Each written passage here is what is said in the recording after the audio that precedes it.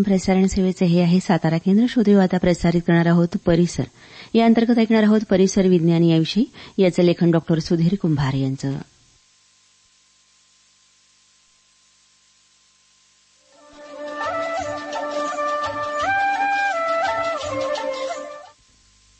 श्रोते हो, वेळ ही साधन संपत्ती नाही. साधन संपत्ती बनवता, साठवता आणि खर्च करता येते. ताब्यात असलेली साधन संपत्ती वाचवून भविष्यातल्या उपयोगासाठी राखून ठेवता येते. तसं वेळाच्या बाबतीत शक्य नाही.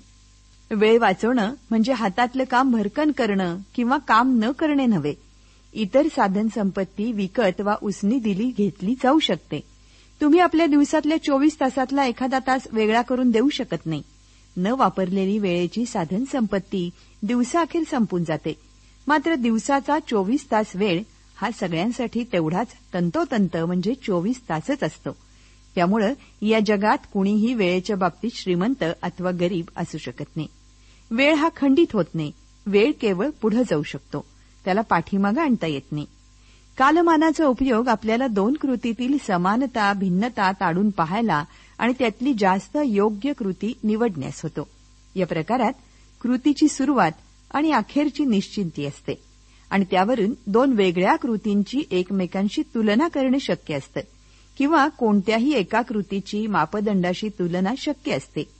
एकामागून एक अनेक कामं करणं याचा सरळ अर्थ असा आहे की वेळेचं केलेलं सुव्यवस्थापन. व्यवस्थापनाचं एक सर्वात महत्वाचं तत्व असं की ज्या गोष्टींवर आपला ताबा असतो त्या गोष्टींचं व्यवस्थापन आपल्याला करता येतं.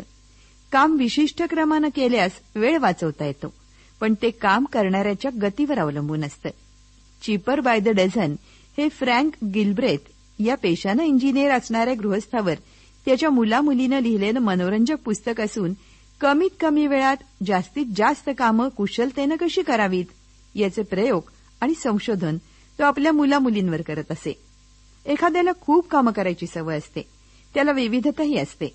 करायच्या सर्व कृतींची एक सूची बनवा आणि कार्याच्या आवश्यकता, त्वरित करण्याची निकड आणि स्वतःची जबाबदारी असणं या निकषांवर त्याचं वर्गीकरण करा.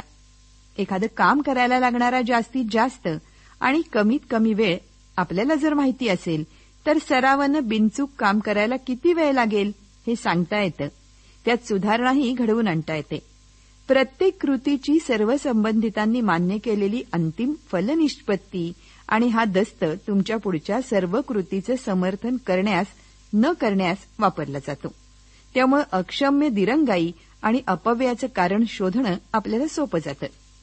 काम ठरवल्याप्रमाणे करण्यात काय अडथळे येऊ शकतात आणि ते आल्यास आपण काय करायचं, कोणी करायचं, का आणि कसं करायचं, कुणाला विश्वासात घेऊन करायचं, घटनेची माहिती कोणाला द्यायची इत्यादीचा विचार काम सुरू होण्याअगोदर तयार असणं हे जरुरीचं असतं. ही गोष्ट सुरुवातीला जरी वेळखाऊ आणि कठीण वाटली तरी व्यवहारात बऱ्याच गोष्टी वारंवार केल्या जात असल्यानं जलद होणारीही बनते. दुसऱ्याला वेळ देणं ही दुसऱ्याच्या मदतीसाठी उपलब्ध असणं अथवा दुसऱ्याला काम उशिरा आटोपण्यासाठी संमती देणं यावर अवलंबून असतं. वेळ वाचवण्यासाठी समान गोष्टी एकत्र करा. योग्य निर्णय घेण्याची सवय लावून घ्या. मोकळ्या गप्पा किंवा कामापासून विचलित करणाऱ्या गोष्टी टाळा. वेळेच्या बंधनावर लक्ष ठेवा.